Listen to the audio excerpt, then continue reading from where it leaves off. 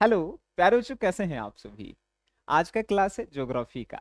कल जो है हम आपको हिस्ट्री में 30 को वीवीआई लघु उत्तरीय प्रश्न दिए थे। उस वीडियो के कमेंट बॉक्स में हमने देखा कि आपका कमेंट है, सर ज्योग्राफी का अगला वीडियो बना दीजिए। तो प्यारे बच्चों, आपकी बात हम ना माने ऐसा ना होता है, ठीक है।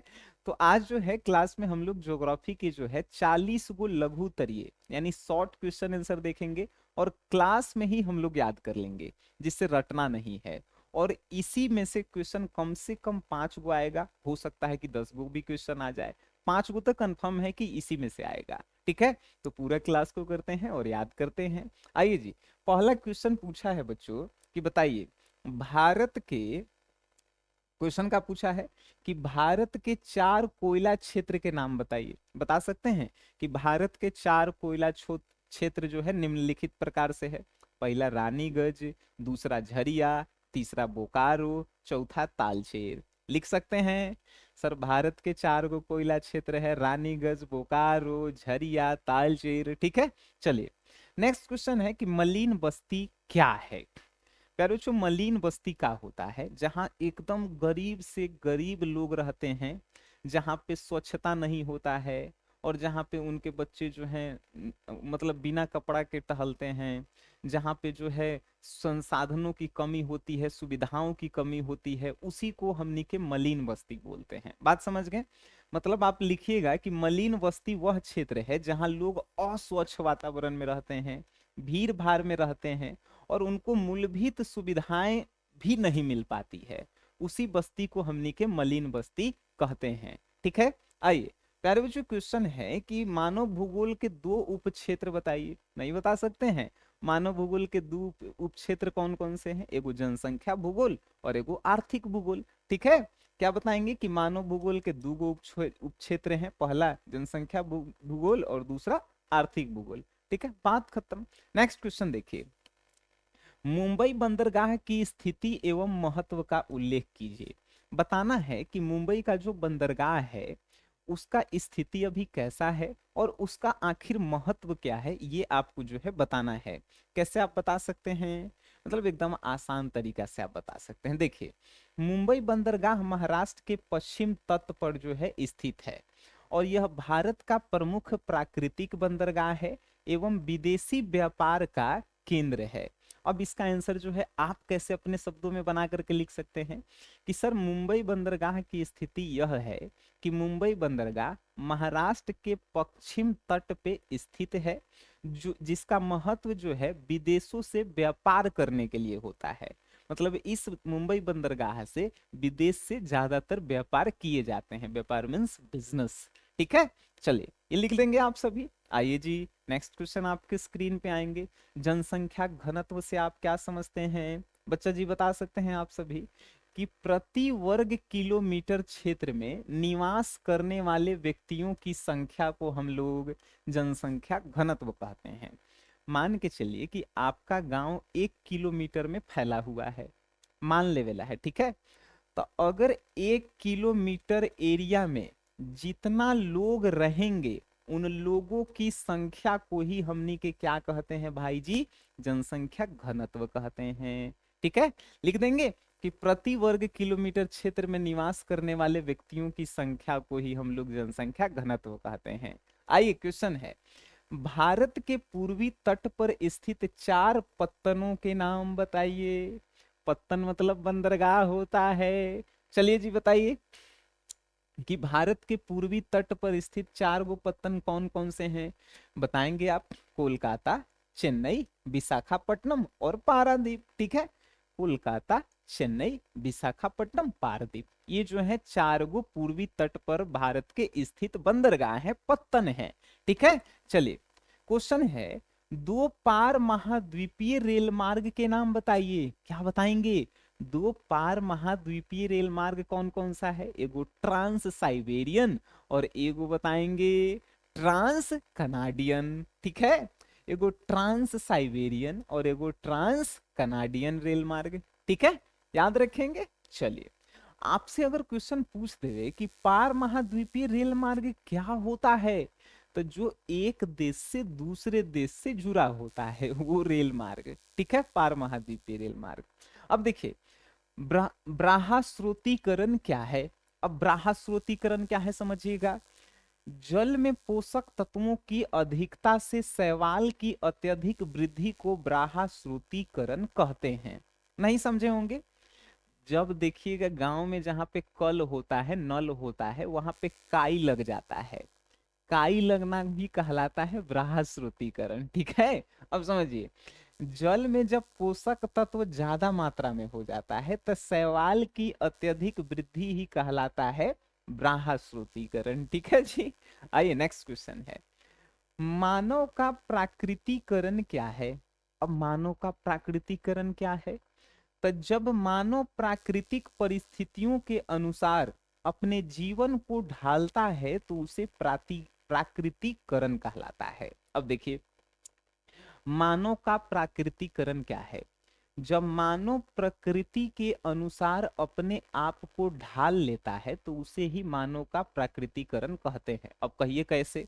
हमनी के बिहार में है, ठंडा में ठंडा में हम लोग ढल जाते हैं, गर्मी में गर्मी की तरह ढल जाते हैं, भाई बरसात में बरसात की तरह ढल जाते हैं। मतलब प्रकृति जैसा व्यवहार करती है वैसे हम लोग उसमें अगर ढल जाते हैं, अपना जीवन जी लेते हैं, तो समझिएगा वो क्या है? मानव का प्राकृतिकरण है। मतलब मानव जब प्रकृति के अनुसार ढल जाता है तो उसे ही बोलते हैं मानव का प्रकृतिकरण। ठीक है जी। आइए नेक्स्ट क्वेश्चन बच्चा जी, एक भी क्वेश्चन आपको रटना पड़ रहा है क्या? क्वेश्चन देखिए, ये बोलते बउआ वाला क्वेश्चन पूछा कि बताइए भारत की 4 रबी फसलों के नाम लिखिए। आप नहीं लिख सकते हैं जी कि भारत के रबी फसल कौन है? गेहूं है, चना है, सरसों है, जौ है। प्यारे बच्चों, क्वेश्चन ऐसे भी पूछ सकता है, रबी फसल और खरीफ फसल में अंतर लिखिए। ऑब्जेक्टिव में तो कंफर्म है कि ऐसे क्वेश्चन पूछेगा। रबी फसल कब बोया जाता है, चाहे पूछ देगा खरीफ फसल कब काटा जाता है। तो आपको जो है ये ट्रिक वाला वीडियो भी मेरा देखना है, रबी फसल और खरीफ फसल याद करने की ट्रिक बाई सनी सर। वो वीडियो आपको मिल जाएगा, ठीक है, इसी चैनल पे, सनी आर्ट्स क्लासेस पे। ठीक है। और बहुत सारे बच्चे पूछ रहे थे कि सर इसका नोट्स वगैरह कहाँ मिलता है? आप ज्योग्राफी का टेस्ट करवाते हैं कि नहीं, हिस्ट्री का टेस्ट करवाते हैं कि नहीं, पॉलिटिकल साइंस का टेस्ट करवाते हैं कि नहीं? सब कुछ होता है भाई जी। इसका मतलब आप हमसे जुड़े हैं नया नया। नहीं जी, एसजीएस क्लासेस ऐप डाउनलोड कर लीजिएगा प्ले स्टोर से, और इसी पे जो है आपको आर्ट्स के क्रैश कोर्स में सब कुछ दिखाई दे देगा। ठीक है। आइए तो प्यारे बच्चों नेक्स्ट देखते हैं कि पृष्ठ प्रदेश से आप क्या समझते हैं। पृष्ठ प्रदेश क्या होता है? तो समझिए, किसी बंदरगाह से जुड़ा हुआ वह क्षेत्र जहां आयात निर्यात का माल आता जाता है उसे पृष्ठ प्रदेश कहा जाता है। मान के चलिए कि मुंबई में बंदरगाह है। ठीक है। अब मुंबई में बंदरगाह है तो विदेश से सामान आ रहा है और विदेश में सामान जा रहा है। आना सामान आयात कहलाता है और जाना सामान निर्यात कहलाता है। ठीक है। तो जहां पे मुंबई के बंदरगाह पे सामान विदेश से आ रहा है, जा रहा है, व्यापार हो रहा है, तो मुंबई क्या कहलाएगा? पृष्ठ प्रदेश कहलाएगा। क्यों कहलाएगा? क्योंकि वहां के बंदरगाह से जो है भाई बिजनेस जो है विदेश से हो रहा है। ठीक है। तो किसी भी बंदरगाह से जुड़ा हुआ वह क्षेत्र जहां से आयात निर्यात का माल आता है और जाता है उसी प्रदेश को पृष्ठ प्रदेश कहते हैं। ठीक है, बात समझ गए। आइए जी, जल संभरण प्रबंधन क्या है? आपको भी पता है, जब बारिश की पानी को इकट्ठा करके उसको हम लोग जो है उपयोग में लाते हैं तो वही कहलाता है जल संभरण प्रबंधन। बात समझ गए कि जल के संरक्षण, संग्रहण, संरक्षण मतलब जल को दूषित होने से बचाना, संग्रहण मतलब जल को इकट्ठा करना, और फिर उसका उचित उपयोग करना। यही सब योजना क्या कहलाती है? तो जल संभरण प्रबंधन कहलाती है। यानी कि जल को सुरक्षित रख के, जल को संग्रह करके, इकट्ठा करके उसका जब उचित उपयोग कराता है, किया जाता है, तो यही सब जल संभरण प्रबंधन कहलाता है। क्वेश्चन ध्यान से सुनिएगा, अगर सिर्फ पूछे कि जल संभरण क्या है, तो जल को इकट्ठा करके उसका उपयोग करना जल संभरण है। लेकिन जल संभरण प्रबंधन क्या है? तो जल को सुरक्षित रखना, जल को संग्रह करना, जल का उचित उपयोग करना जल संभरण प्रबंधन है। ठीक है जी। आइए नेक्स्ट क्वेश्चन है कि भारत के कृषि आधारित दो उद्योग के नाम बताइए। बताइए जी, कौन सा ऐसा बिजनेस है जो भारत के किसानों पे, भारत के खेतों पे निर्भर करता है। आप कहेंगे सर सूती वस्त्र उद्योग, जो सूती कपड़ा पहनते हैं वो जो है किसानों पे ही डिपेंड करता है। जब तक जूट नहीं उगेगा खेत में तब तक आपका सूती वस्त्र नहीं बनेगा। दूसरा चीनी उद्योग, खेत में गन्ना उगेगा तबे तो चीनी बनेगा। तो दो गो जो है कौन है कृषि उद्योग आधारित, तो सूती वस्त्र उद्योग और चीनी उद्योग। अब जाए आइए क्वेश्चन नंबर 14 कहा है कि भारत में पेयजल संकट के कारण लिखिए। पेयजल संकट मतलब पीने वाला पानी का संकट। आखिर कारण बताइए कि पीने वाला पानी का संकट क्यों हो रहा है। तो कारण लिखिएगा कि सर भारत में पेयजल संकट के जो है बहुत सारे कारण हैं। पहला तो सर जनसंख्या तेजी से बढ़ रहा है, ठीक है। दूसरा बताइएगा सर भूजल का दोहन हो रहा है। भूजल का दोहन मतलब कि ये जो पृथ्वी पे नदी है, तालाब है, समुंदर है, ये सब पानी के जो है का हम लोग गंदा कर रहे हैं भाई, दोहन हो रहा है, बर्बाद कर रहे हैं। प्रदूषण भी हम लोग कर रहे हैं। हॉस्पिटल के कचरा डायरेक्ट नाली के सहारे जो है गंगा जी में जा रहा है, तब प्रदूषित कर रहे हैं। अनियमित वर्षा, जो वर्षा होती है पहले जो है बरसात के मौसम में होता था, लेकिन अब ठंडा गर्मी सब होके लगता है, मतलब अनियमित वर्षा हो गया है। ये सब जो है प्रमुख कारण है। तब भारत में पीने वाले पानी की समस्या के कारण आपसे पूछेगा, आप क्या बताएंगे। एगो बढ़ती जनसंख्या सर, मतलब जनसंख्या वृद्धि। दूसरा बताएंगे प्रदूषण, और तीसरा बताएंगे भूजल दोहन, मतलब पृथ्वी के पानी का जो है गलत उपयोग करना। ठीक है जी। आइए नेक्स्ट है, और अनियमित वर्षा भी आप बोल सकते हैं ना। नेक्स्ट क्वेश्चन जो है सुनिए बच्चा जी, क्वेश्चन है कि मुक्त व्यापार क्या है। आइए जी, मुक्त व्यापार क्या है। मतलब बिना आयात निर्यात प्रतिबंध के देशों के बीच होने वाला व्यापार मुक्त व्यापार कहलाता है।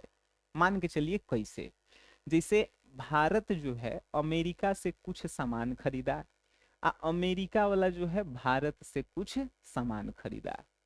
तो जब ये विदेशी व्यापार हुआ, क्योंकि दो देश अपने में व्यापार कर रहे हैं तो विदेशी व्यापार।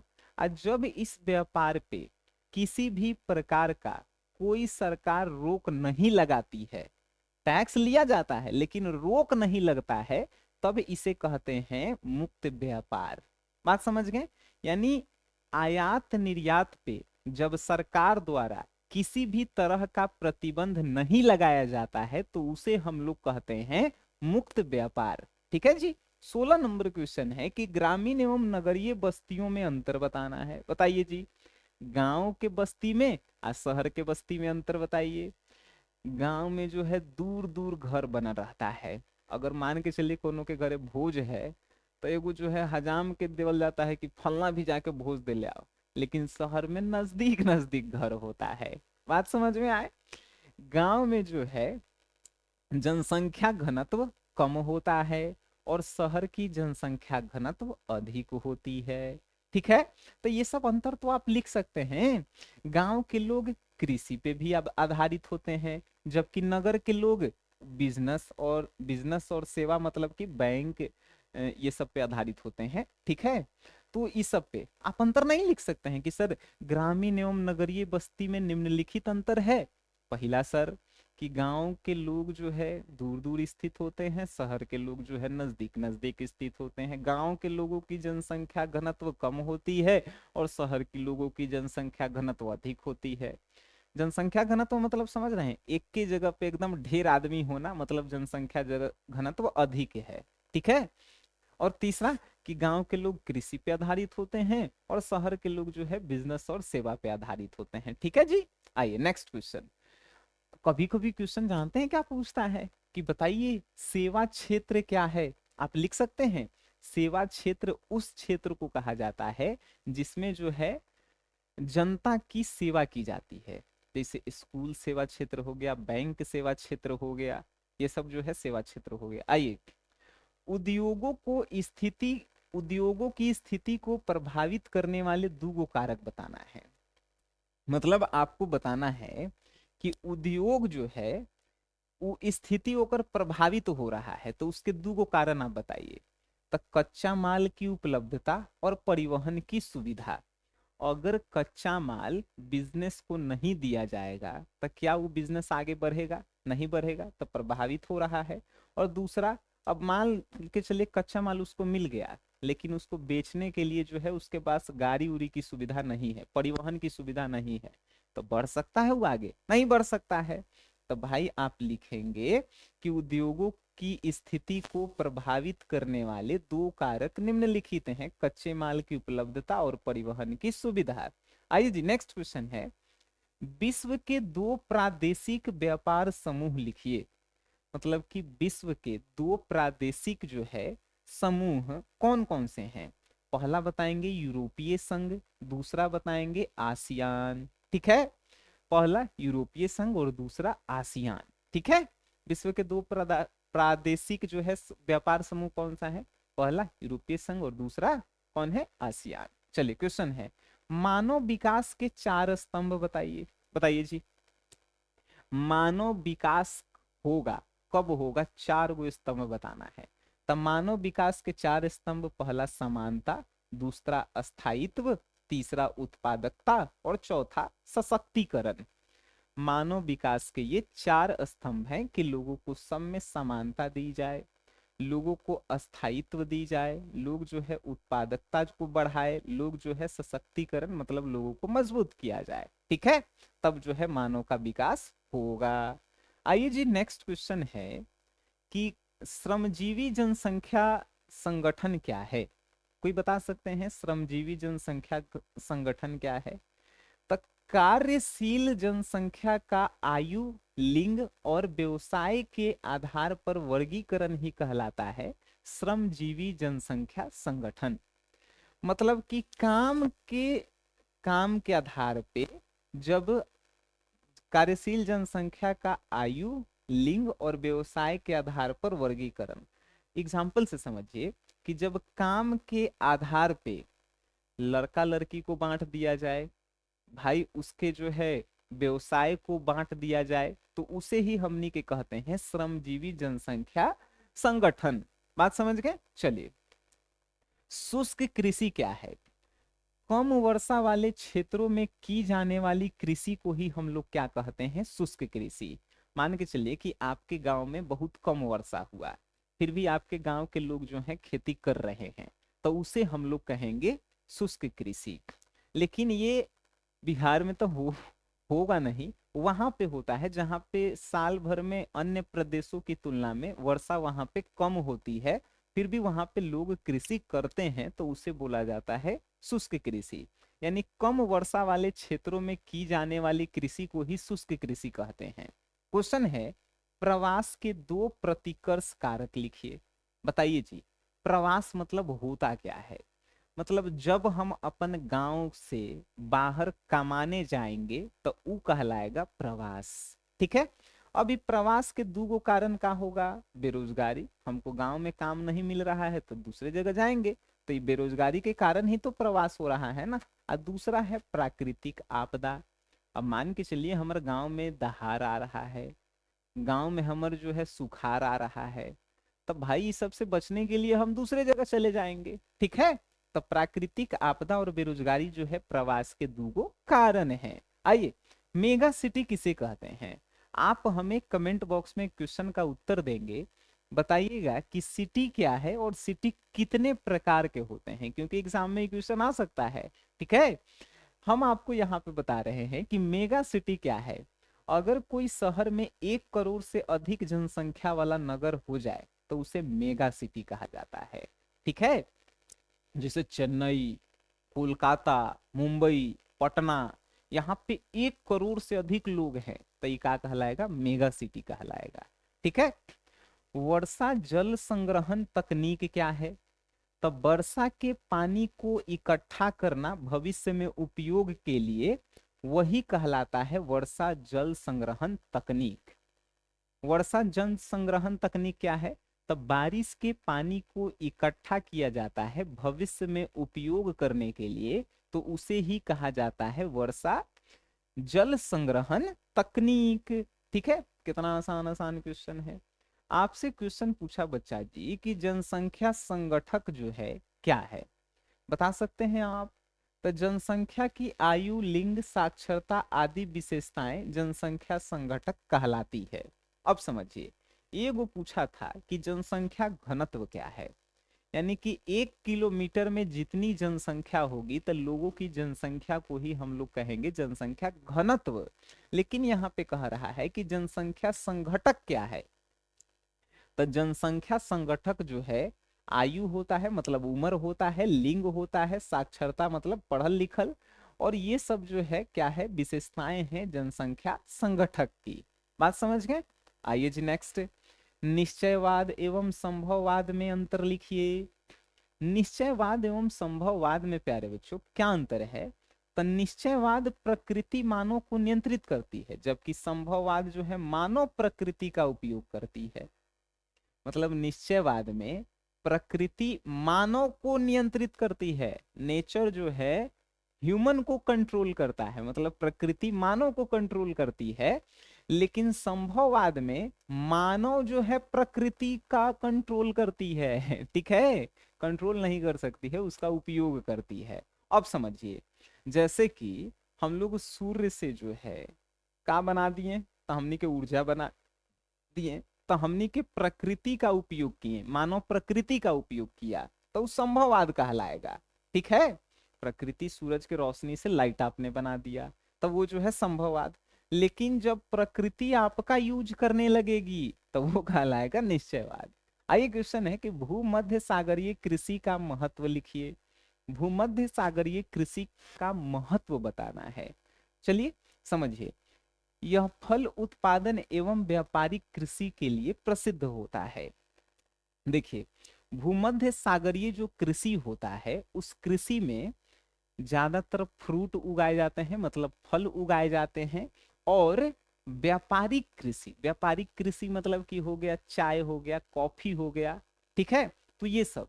तब भूमध्य सागर कृषि का महत्व क्यों है? तब भूमध्य सागर कृषि का महत्व जो है इसलिए है क्योंकि वहां पे फल और व्यापारिक कृषि का जो है उपयोग होता है।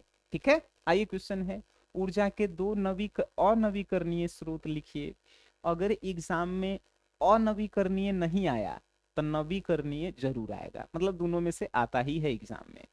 तो ऊर्जा के दो अनवीकरणीय स्रोत लिखिए, तो क्या होगा, एगो कोयला और एगो पेट्रोलियम। अनवीकरणीय मतलब समझता है ना जी, क्या होता है, जिसको एक बार हम लोग उपयोग किए और वो खत्म हो गया, दोबारा हम लोग उपयोग नहीं कर सकते हैं, वो क्या है, अनवीकरणीय है। तो आप कमेंट बॉक्स में हमें बता दीजिएगा कि सर नवीकरणीय ऊर्जा के दो गो स्रोत कौन है। नवीकरणीय ऊर्जा के दो गो स्रोत। ठीक है जी, चलिए नेक्स्ट जो है कि भारत के 4 तांबा उत्पादक केंद्र लिखिए। लिख सकते हैं जी कि भारत के 4 तांबा उत्पादक के कौन कौन से हैं? खेतरी है, सिंहभूम है, मलाज मलाज खंड है और बालाघाट है। ये 4 जगह पे जो है भारत में तांबा जो है भाई का होता है, निकलता है। कहाँ कहाँ? तो खेतरी, सिंहभूम, मलाजखंड और बालाघाट। ठीक है, यहाँ पे तांबा उत्पादक भारत के केंद्र हैं। नेक्स्ट क्वेश्चन पूछा है कि भारत के 4 सूती वस्त्र उद्योग केंद्र बताइए।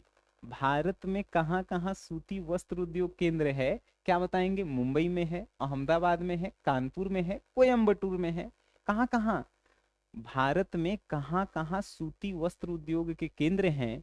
मुंबई, अहमदाबाद, कोयम्बटूर, कानपुर। ठीक है, नेक्स्ट, मानव विकास क्या है? अच्छा बताइए, आप मानव हैं कि नहीं? कहेंगे कि बिल्कुल है सर मानव। आपका विकास कब होगा? जब मानव का विकास होता है तो उसे ही मानव विकास कहते हैं। लेकिन मानव का विकास कब होता है? जब मानव का जीवन स्तर उठ जाता है। मतलब कि आज हम 10 रुपया कमा रहे हैं तो कल अगर 12 रुपया कमाएंगे, फिर 20 रुपया कमाएंगे, फिर 25 रुपया कमाएंगे।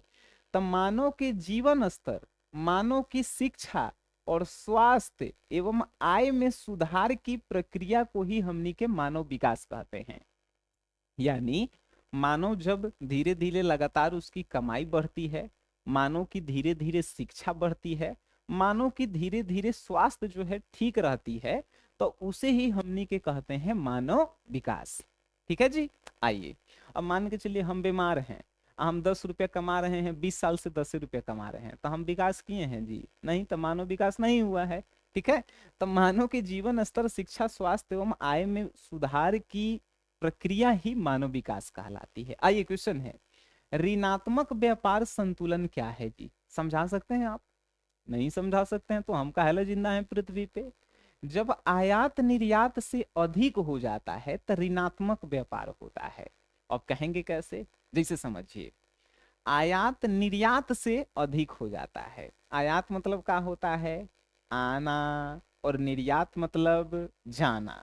ये बताए थे ना, आयात जो है निर्यात से अधिक हो गया। मतलब भारत जो है क्या किया कि दूसर देश से बहुत सारा सामान खरीद के अपन देश में लाया, लेकिन भारत से कोई सामान खरीद के लिए नहीं जा रहा है, तो भारत जो है घाटा में आएगा। तो वही तो कहलाएगा ऋणात्मक व्यापार संतुलन। यानी जब किसी भी देश का आयात निर्यात से अधिक हो जाता है तो वो कहलाता है ऋणात्मक व्यापार संतुलन। ठीक है। क्वेश्चन समझिए, 33 नंबर, उत्तर भारत के 2 लौह इस्पात उद्योग केंद्र के नाम बताइए। उत्तर भारत में 2 लौह इस्पात उद्योग के नाम बताना है, तो कहाँ कहाँ है भाई? मंडी गोविंदगंज और हिसार। मंडी गोविंदगंज और हिसार में जो है क्या होता है भाई? लौह इस्पात उद्योग केंद्र है। ठीक है। चलिए, आइए, भू निम्नीकरण के 2 कारक लिखिए। अच्छा, भू निम्नीकरण मतलब आप समझते हैं कि क्या होता है? ठीक है। नहीं समझते हैं तो समझिए। अब जैसे भूमि पे जो है हमनी के डेली देख रहे हैं कि नया नया बिल्डिंग बन रहा है, नया नया हॉस्पिटल बन रहा है, तो क्या भूमि बढ़ रही है? अरे भूमि तो घट रही है ना। ठीक है। तो वही होता है, मतलब पहले के अपेक्षा भूमि में जो कौन सा भूमि, खेती करने वाला, जंगल वाला, अगर वो भूमि कम हो रही है तो वो क्या कहलाएगी? भूमि निम्नीकरण। ठीक है। मतलब जैसे जैसे जनसंख्या बढ़ेगा, घर भी बनते जाएगा, तो पृथ्वी थोड़े है कि दिन दिन दिने दिने बढ़ रहा है, वो तो स्थिर है ना। तो धीरे धीरे पृथ्वी पे जो है घर बनते जाएगा, तो जंगल कटेंगे, खेती जो है कम होगा, तो भू निम्नीकरण होगा। अब समझिए कि भू निम्नीकरण के 2 कारण कौन कौन से हैं। पहला है वनों की कटाई, मतलब जंगल जो है कट रहा है। दूसरा है अति चराई।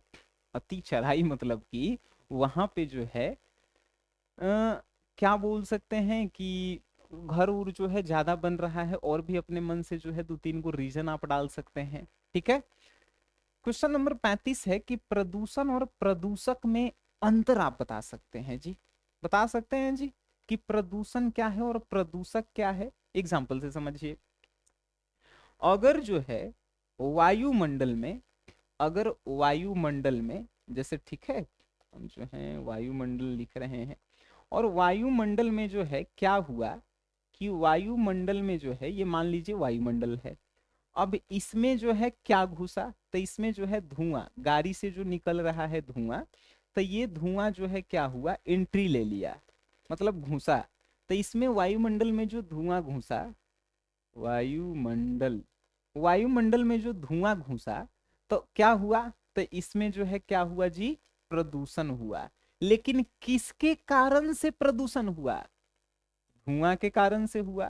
तो धुआं का कहलाएगा? प्रदूषक कहलाएगा। बात समझ गए?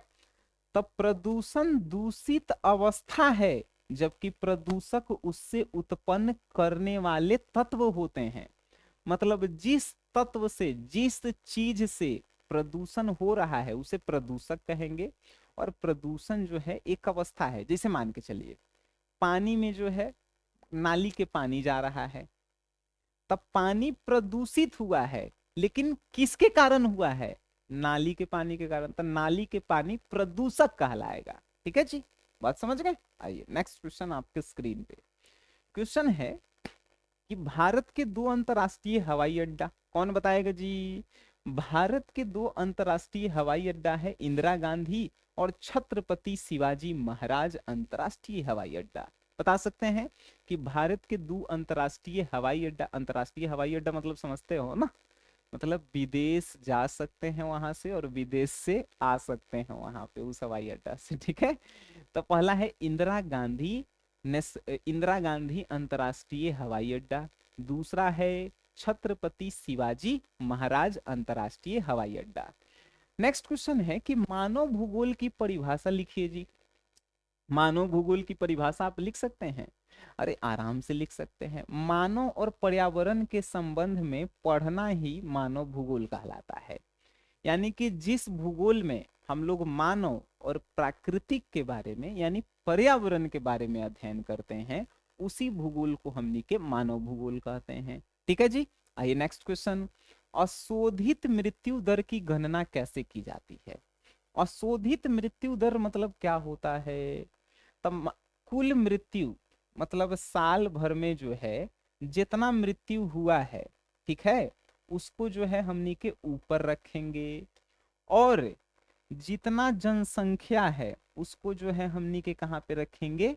नीचे रखेंगे। बात समझें। और इसको जो है हम लोग गुना कर देंगे 1000 से। तो जो निकल करके आएगा बच्चा जी, उसी को हम लोग बोलेंगे, क्या बोलेंगे? अशोधित मृत्यु दर। अब इसके परिभाषा को हम कैसे लिख सकते हैं? तब प्रत्येक वर्ष में कुल मरने वालों की संख्या के अनुपात में कुल जनसंख्या से विभाजित करके और 1000 से गुना करने पे जितना जो है उसका उत्तर आएगा वही कहलाएगा भाई अशोधित मृत्यु दर की गणना। ठीक है। जैसे अशोधित मृत्यु दर की गणना अगर लिखने के लिए आ जाए, कैसे लिखेंगे? अशोधित मृत्यु दर की गणना इस प्रकार है। अशोधित मृत्यु दर बराबर कुल मृत्यु बटा में कुल जनसंख्या गुने 1000। बात खत्म। आइए आयु संरचना का महत्व लिखिए जी। आयु संरचना का महत्व क्या है? इससे कार्यशील एवं आश्रित जनसंख्या का ज्ञान होता है।